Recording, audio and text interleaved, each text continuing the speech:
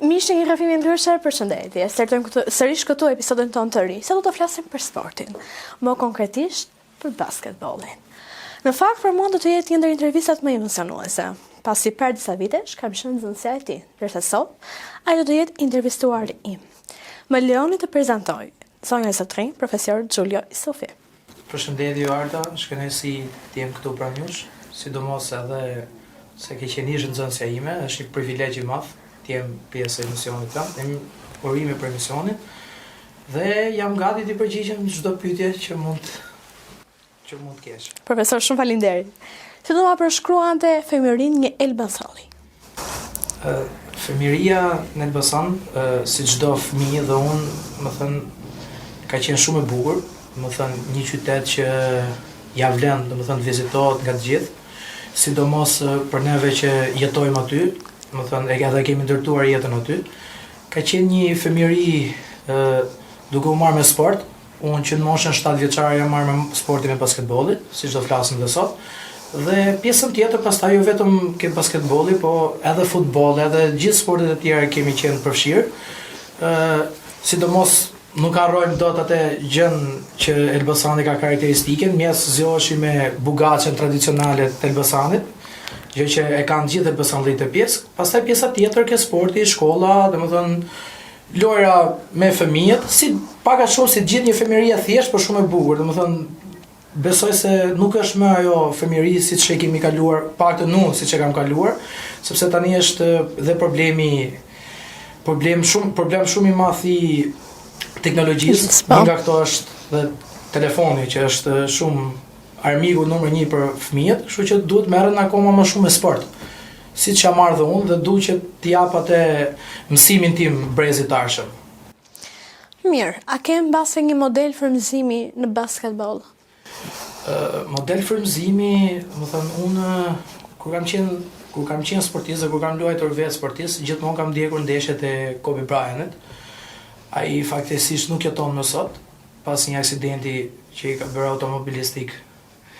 Por përveç atyre jemi frymëzuar dhe përveç tij jam frymëzuar edhe nga lojtarë që kanë luajtur në Shqipëri, që kanë qenë më të mëdhenj moshë, që kanë qenë një lloj inspirimi për neve, siç thoshin të vegjël kur shikonim ndeshjet në Elbasan, unë pse mos bëhem dhe unë si ky, domethënë ka qenë një nga këto inspirime nga këto lloj sportiste që nuk luajnë më sot, e kanë lënë sportin, por që duke që kanë qenë një lloj frymëzimi jo vetëm për mua, por për të gjithë brezin tim. Mirë, si nisi rrugtimi yt drejt basketbollit? Rrugtimi im drejt basketbollit ka nisur në moshën 8 vjeçare, pasi familja më shikonte që isha shumë i shkurtër.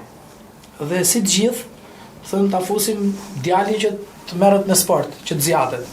Një nga këto sporte ishte basketbolli. Faktikisht unë kam qenë domethënë aty ku e kam pas vëmendjen time ka qenë futbolli. Domethënë sepse ndjek shumë ndeshje futbolli dhe sot, por që basketbollin e fillova thjesht për t'u zjat. Më pas u kthye në një pasion jetë që shumë vështirë për t'ikur dhe edhe sot që flasim unë nuk jetoj dot pa sportin e basketbollit. Sepse kur shkoj shoh një ndeshje, kur duket më thënë jep atë që nuk ma jep dot asnjë lloj sporti, është hobi, është çdo gjë për jetën time, me pak fjalë. Mirë, para pak momentesh më preke pikërisht që ke qenë lojtar basketbolli. Do më tregosh pak momentin më të bukur, nga më të vështirë të asaj periudhe. Momenti më i bukur, ka shumë momente të bukura, po një nga momentet më të bukura ka qenë një ndeshje, unë kam qenë 13 vjeç, një ndeshje në Austri të Vienës, ishim me ekipin e Elbasanit, profesionin me ekipin e Elbasanit atëherë, bësh një turne ndërkombëtar dhe një nga këto ekipet ishim dhe neve. Jemi ndeshur me një ekip e majmë bend si sot, me një ekip gjerman Bamberg, që është, dhe kemi fituar game win, i themi në sportin e basketbollit, dhe është bërë koshi dhe ka mbaruar minutat dhe jemi të gjithë kemi përtit duke qajtë, se normalet një ekip shqiptar atje të fitonte, të shkonte deri në gjysmën finale, ishte arritje shumë e madhe. Kurse momente tjera ka pas, domethënë sidomos kur kam qenë dhe sportist, sidomos edhe trajner, po momentet më të vështira Nuk mund ta qyt vështirë, mund ta qyt pak moment që unë dilja pak nga vetja më shumë se ç'duhet në lojë. Isha pak, domethënë, agresiv ke pjesa lojtarit dhe kam pasur momente që kemi shkëmbyer dhe grushte në lojë. Më thënë, tani unë sot i kam kolegi, kam shok, por kur i kujtojmë me shaka, gjë që asnjë nuk është shembull i mirë për sportin dhe sepse sporti është kulturë, por edhe për brezin e ri që po rritet. Mirë, sipas profesor Xhulios, ku është më komod? Lojtar apo trajner? Këtë nuk e ndaj dot, por që sepse ndryshon shumë ti je lojtar dhe ti je trajner. Trajner ka shumë punë, ka shumë dhimbje koke, por e ndjej vetëm më shumë ke pjesa trajnerit. Sepse më pëlqen që ti jem aktiv gjatë gjithë kohës, më pëlqen të punoj gjatë gjithë kohës, gjatë gjithë ditës, pëlqen që të punoj me basketbollin, ti jem dhe pa gjumë, nuk lodhem. Kur merrem me fëmijët nuk lodhem. Në faktën deri tani këtë moshë që jam, nuk e di pastaj se si do shkojnë gjërat, por për momentin që flasim nuk më mërzitet. Unë të preka që në fillim që ke qenë profesori. Do të them pikërisht atë ka marrë malli për kohën që ishe mësues. Tani ajo është një periudhë shumë e veçantë dhe një nga periudhat më të bukura të jetës, sepse unë e kisha eksperiencën që merresha me brezin e ri dhe sidomos me një brez, me një qytet vogël si Cerriku, që duhet përshëndes dhe gjithë gjirasin, përshëndes gjithë stafin pedagogjik të shkollës Alex Buda, gjithashtu edhe shkollës Miranda Pagu, sepse unë kam punuar me dy cikle, kam qenë dhe 9 vjeçar, kam qenë dhe ke gjimnazi. Ka qenë periudhë e bukur me nxënësit, pothuajse merreshin çdo ditë me aktivitete, me sport, nuk ishte vetëm pjesa e sportit, kishte aktivitete të larmishmëri aktivitetesh dhe ndjesha shumë. Profesor, më lejo të ndaloj. Këtu po ja bëj unë një detaj. Profesori gjithmonë ma nxjef gjetë fiskulturën, pas njerë nuk kam luajtur.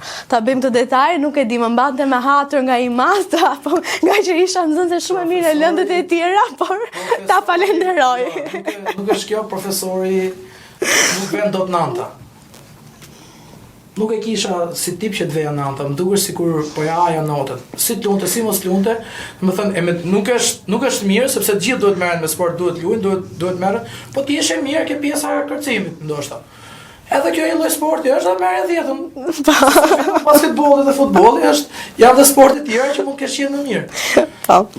Mirë, a ka pasur ndonjë moment në rrugtimin tënd si lojtar apo si trajner që ka bërë të mendosh që duhet të heq dorë nga basketbolli, kaq ishte, stop. Si lojtar e kam menduar një herë, ka qenë një periudhë kur unë pas vitit parë kur luaja me U18, pas vitit parë pësova një dëmtim që më la afro 3-4 muaj larg fushës dhe po mendoja dhe fal shokëve të mi të ekipit që nuk hoqa dorë, kurse si trajner kur. Sepse trajneri nuk duhet ta dojë ekipin vetëm kur është çaste të mira, duhet ta dojë ekipin më shumë kur është në çaste të vështira. Sepse ti je mësuesi kryesor, ti je vullneti dhe inspirimi atyre djemve që po stërvit. Se pa trajner, më thënë, ai ekipi mund duket bosh. Ne kuptoj. Mirë, nëse do kishte ndeshjen e jetës, cilat do ishte ajo? Tani si lojtar apo si trajner, nëse do ishte si trajner, unë ndeshjen e jetës do ta cilësoja Elbasani Tirana. Kjo unë e shikoj edhe në për ndeshjet e futbollit, domethënë tradita vazhdon, e Tirana si ekipi më i titulluar, jo vetëm në basketbol, por edhe në futboll. Sidomos dhe Elbasani një nga ekipet që është sidomos për basketbollit, që ka rritje të vazhdueshme, kohët kalojnë, domethënë vitet po kalojnë dhe ka një zhvillim sa më të madh për sportin basketbollit dhe Elbasani Tirana është qeshia mbitor një ndeshje të bukur, ndeshje e jetës, por ta fitoja unë ndeshjen e Tirana. Mirë, ka ndonjë rregull basketbolli që do ti pikërisht ta ndryshoja? Jo, domethënë rregullat janë të shkruara mbazë një fal ekspertëve që janë marrë me sportin e basketbollit, kështu që unë i bindem atyre rregullave dhe nuk më pëlqen loja basketbollit ashtu siç është dhe me këto rregulla që është. Mira, ja hasur ndonjëherë pikërisht me lojtar problematik që të kanë çuar drejt të vendimit drastik për t'i përjashtuar ata nga skuadra. Unë jam pak trajner me dorë të rëndë dhe gabimet vogël nuk e përjashtoj, por jap dënime. Përjashtimi është nëse do më nxjerrë nga vetja. Në fakt unë të tregoj një detaj, unë dal nga vetja shpesh. Sidomos në ndeshje dal nga vetja dhe baj veprime ndoshta që nuk janë të ishme, por që veprime që i bërtas, ndoshta nuk është mirë, po tani ajo është me gjak, është me shpirt. Ai po lodhet për atë fanell, po djersit për atë fanell. Pse mos jetë aty ku duhet? Nëse si ka cilësit, edhe unë ka që lodhem, kurse nëse janë cilësit, duhet i kërkosh më shumë. Po për dal nga vetja, kjo pjesa përjashtimit, është kjo pjesa sepse brezi i ri sot është pak ndryshe, nuk është siç kam qenë unë, duhet jenë pak më korrekte pjesa orarit, filloj stërvitja aty ku duhet, nëse themi në orën 6, fillojmë 6, mos fillojmë 6:10, etj. Kjo është pjesa që është më problematike ke pjesa fëmijëve. Megjithatë jo, deri tani jo. Nuk e di më vonë. Mirë, të ndalemi pak të ideat e personale, cili është statusi yt? Për momentin unë jam single, në kërkim të dashurisë së sinqert, jo dashurisë materialiste. Kështu e mendoj unë. E mbyll këtu, besoj se e thash gjitha për pjesën e statusit. Mirë. A mendon ti që sot basketbolli është kthyer më shumë në biznes sa në sport? Këtë nuk do ta mendoja kurrë. Paktën unë për veten time e kam pasion, unë merrem me atë sport, jetoj me atë sport çdo ditë, dhe nuk do ta mendoja kurrë ta ktheja në pjesë biznesi. Nuk flas dot për të tjerët, as për kolegët e mi, por që për pjesën flas gjithmonë për pjesën time, nuk e kam menduar kurrë si biznes, sepse unë jam i dashuruar me atë sport, kështu që do ta bëj deri në fund jetës time, derisa të jem unë gjallë që të kem frymë. Ke pjesa biznesit pastaj nuk e mendoj. Mirë, a mendon se sporti i basketbollit sot në vendin ton është në cilësinë e duhur? Unë mendoj që ka rritje të vazhdueshme çdo vit. Të shohësh një ndeshje basketbolli sot me para disa vitesh, ka ndryshim shumë të madh, sepse ka ndryshuar skemat, ka ndryshuar lojtarët, ka lojtarë që stërviten më shumë, ka lojtarë që vinë nga shtetet e huaja dhe merren me pjesën e sportit basketbollit. Janë ekipe elitare që luajnë nëpër arena ndërkombëtare si liga unike, domethënë edhe kombëtare shqiptare e basketbollit ka ndryshime, domethënë nga viti në vit, kështu që ka cilësi, por nuk është akoma aty ku duhet, por besoj vitet e ardhshme do vazhdoj dhe Shqipëria që të jetë aty ku i takon. Besoj me tradit në sportin e basketbollit vazhdoj dhe të eci përpara. Mirë, përveç se të njohen si profesor Giulio, të njohin nga si Don Giulito. Ç'ne kjo epitet? Kjo është një nofk, domethënë para shumë vitesh në gjimnaz, ma ka vënë një shoqja ime. Kam pasur një shoqe shumë të mirë dhe her pas here më thriste Giulito dhe ngeli këtë nofkën mrapa ma vun shokët, kështu që ngeli Don Giulito, por që unë më pëlqen më thrasin me të dy emrat, nuk e kam problem këtë pjesë, por që është e shkuar, por është shumë e bukur, domethënë është kujtim shumë i bukur që ka ngelur akoma si nofk. Mirë, sukseset e tua në sport, ku ti dedikon? Rreth parë unë sukseset e mia dhe nuk është se kam arritur ndonjë sukses kush e di se ç'a, por që, pak a shumë vazhdoj merrem me sportista, me lojtar, nuk është se bashkë me kolegun tim, Geri Biçogun, që gjej rastin ta falenderoj, sepse me atë punoj për ditë, nuk kemi lodhur kurrë për këtë pjesë, edhe do vazhdojmë punojmë deri në fund jetës tonë. Fal bashkëpunimit me të shumë frutshëm, neve kemi dalluar disa lojtarë që sot luajnë dhe në arenë ndërkombëtare. Njëri nga këto ka dalë kampion me Shqipërinë, me kombëtarën shqiptare të basketbollit, fituan Europianin para 2 vitesh, ndoshta 3 në Monaco, me ekipin e Shqipërisë U18, mosha. Kështu që këto janë pak a shumë suksese, sepse të bëhet qefi kur thonë që filanin ose kollanin e ka stërvitur Giulio me Gerin. Është arritje sepse ti për këtë po punon gjatë gjithë kohës. Nuk është se po punon për të marrë ato 2 lekë që folëm pak më përpara, prandaj nuk e mendoj që është ke pjesa biznesit. Pa diskutim, ja dedikoj familjes time, rreth parë, që më ka qendruar gjithmonë pranë.